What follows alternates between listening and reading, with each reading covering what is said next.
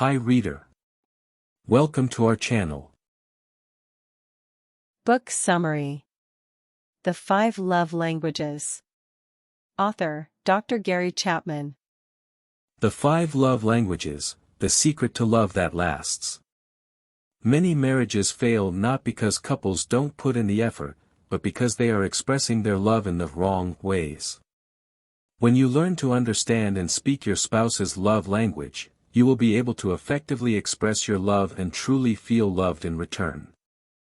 In this book summary, we'll outline the love languages by Dr. Gary Chapman, with powerful insights on how to strengthen our relationships with the right love language.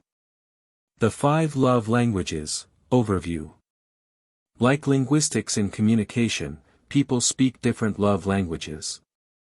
We have our native love languages that we speak and understand best in, and our secondary languages that we are comfortable but less fluent at. It is possible for couples to love each other, but to feel unloved because they give and receive love differently, i.e., they don't share the same primary emotional love language. After 30 years of marriage counseling, Chapman concluded that there are 5 key emotional love languages, though there are many dialects within these 5 languages. Filling the love tank. All of us have an emotional love tank. When we receive love in our primary love language, our love tank is filled and we feel loved. When we don't receive love expressed in our primary love language, our love tank gradually depletes and we feel unloved. When our love tank is empty, issues in the relationship arise. Falling in love, and out of it. When we fall in love, we feel euphoric. We have the illusion that our partners are perfect and that the romantic feelings in our relationship will last forever.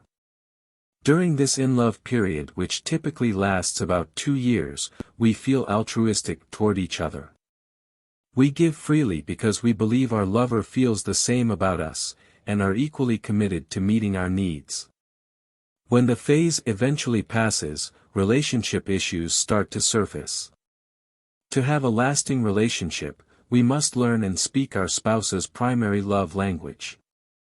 When their love tanks are full, they are in a better position to reciprocate your love, and are free to grow to their full potential. The 5 Love Languages. We'll now take a brief look at each of the 5 love languages. Love language number 1, Words of Affirmation. Words of affirmation are words that build someone up.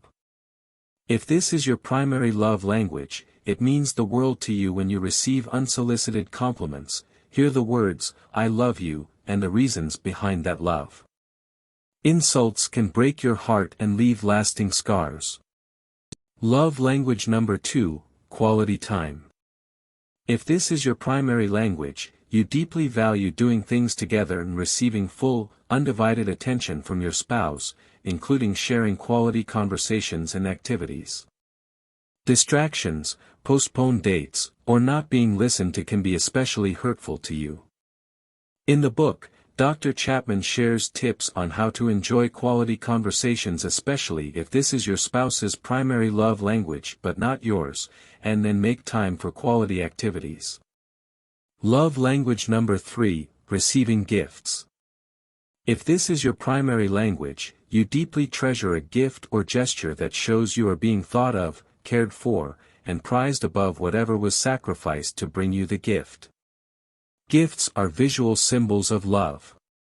You feel hurt by the absence of daily gestures, a missed birthday, anniversary, or a hasty/thoughtless gift. The value of the gift is often less important than the significance of the gift. If you are not intuitive at giving gifts but your spouse's primary language is receiving gifts, you can start by making a list of all the gifts that your spouse has been excited about. This will give you an idea of what gifts she appreciates. Love language number 4, Acts of Service. If this is your primary love language, you feel loved when your spouse says, "Let me do that for you," and helps to ease your burdens or share your responsibilities, e.g. cooking a meal, washing the car. Broken commitments, unwillingness to help, laziness/sloppiness, or taking your spouse for granted, all send the message that your spouse doesn't matter. Even if you and your spouse share the same primary love language of acts of service, you may speak different dialects or value different types of support being rendered, e.g. she may prefer that you wash the dishes while you may prefer that she irons your clothes. Try asking your spouse to list down the tasks that she considers most important, and do them. Love language number 5, physical touch. Physical touch can bring a sense of security and connection to any relationship. If this is your primary love language, you crave shows of care and love through his thoughtful touches, hugs, kisses, pats on the back, and / or intercourse. Neglect or abuse can cause serious damage and hurt to you emotionally. Like other love languages, there are different dialects in physical touch, such as loving touches on the arms / back / shoulders, a back rub, sexual foreplay in intercourse, sitting closely on the couch, holding hands, etc. Even if you share the same love language of physical touch, don't assume she speaks the same dialect as you. Getting started. To discover your primary love language, ask yourself: what makes you feel most loved by your spouse?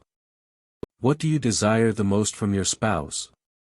What does your spouse fail to do or say that hurts you deeply or brings you deepest pain? What do you do to express love to your spouse? You tend to do what you wish he/she would do for you. Thank you for watching. See you in another video.